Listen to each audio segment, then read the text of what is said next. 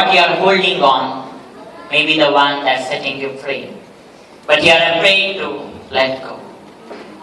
It may be the troubles in your business, or maybe difficulties in your relationships, or maybe your dealings, or maybe your attitudes, or maybe those people who have hurt you are bothering you.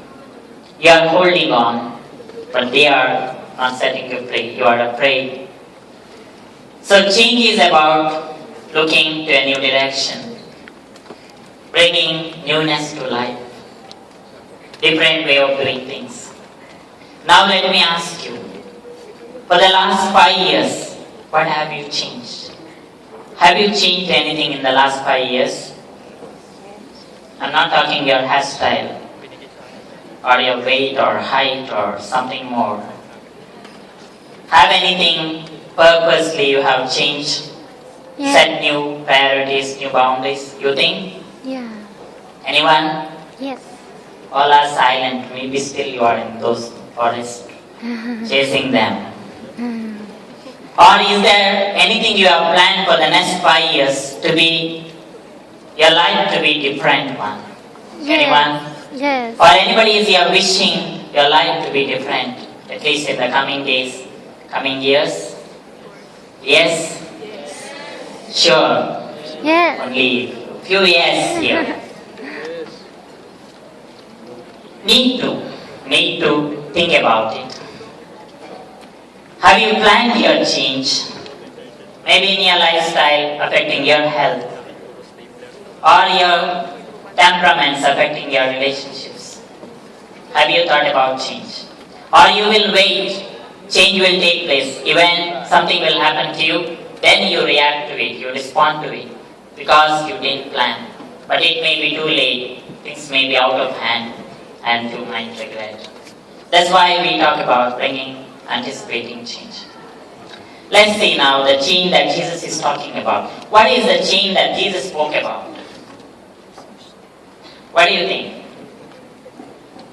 What is so far all we are discussing? That every day, most of the time in the gospel we hear, Jesus brought about a new paradigm, new worldview, new way of thinking. What is that? If you want to know that, you should know what is the old one, right? The counterpart. What is the change do you think that Jesus brought about? Do you have an idea? Are you part of the new one or old order? Well, old one is the Jewish authorities, the Jewish religion, the concept of God itself, that God is a judge, a punishing God. Therefore, they need to manipulate, they need to please, they need to observe a lot of rituals and customs. And they too thought that if someone is sick, someone is suffering, it is because of their sin. Therefore, God has punished them.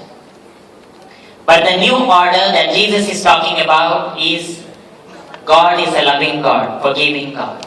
He does not punish. He cares about you. Therefore, the people that you exclude from your society, from your families, because of their sickness, whom you throw them to the periphery, like those born blind in the family, or those catch leprosy, or those who are handicapped, or publicly those you consider sinners whom you stone them. They are not. They are loved by God. So if you think that they are sinners, then I forgive them, you accept them back to your families. That was the change he was talking. It is a radical, revolutionary message, a prophetic message that Jesus spoke about, which was unheard of. Think in terms of 2000 years ago, those ways of thinking. Now we do not practice them, so you may not be familiar or you may not be able to understand. But we need to understand that what they did to know how our concept of God has evolved over the 2000 years. How our spirituality and religious city has developed over the years so that we do not repeat the same mistake. That is the change that we are talking about. Our idea of God actually gradually evolved. In the Old Testament, we had a different idea of God. But Jesus, God incarnate, revealed to us the right, correct idea about God and the right way of doing things. And this is the change. He spoke about changing the Sabbath, changing their attitude towards the sinners, the sick people, and the struggling people. And therefore he says today, I am the new wine. Therefore I need new wine skins, meaning new mindsets. You looked at in the old pattern, external things, fasting, kneeling down, putting on sackcloth, publicly doing things so that others may know. But the change that I am talking about is inner thing, inner attitude. Your heart is that matters. And it is your look within. What is in your heart, that will save you, that will set you free. So it is not so much about religiosity, the rituals, the customs, but the spirituality of love, the God consciousness within you. Thinking about God always. You are surrendering your life to God, owning up that God is your creator. Whatever happens to you, that you belong to God, you are part of God. That is the concept that he spoke about, the new paradigm that we are thinking. That's why, in order to understand that, you need to change your lifestyle, your attitude, your way of doing things. Especially he was addressing to the new people who are following him. Say, you are believing now what I am saying, but you are living the old style. That cannot be. It's because they were familiar with the wine, the skins. Those days there was no bottling.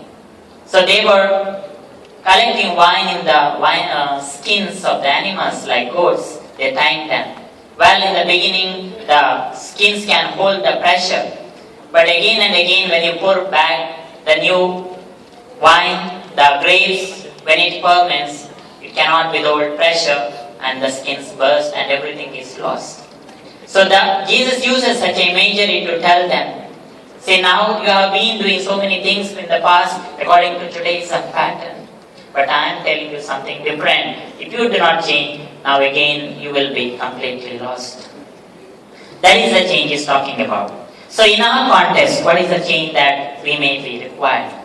Thinking, our belief and our practice. I think so. Therefore this story is still relevant. That's why every time the gospel focuses on repentance, forgiveness, change of heart, conversion, again and again. Because to make us to look within, look at ourselves where we are. Can we let go of the things that we are holding on or may not be leading us to the path of God? Today, let us begin a new chapter of our lives. We may not be able to begin a new beginning. Definitely, creating a new ending is in our heart, is in our hands. Therefore, let this invitation of Jesus, we have a model for us, the Mother Teresa, whom we today honor, who passed away on 5th of September 1997. She lived by the new paradigm, spirituality of love. She was very comfortable in a convent, a foreigner living in India, in the Loreto convent.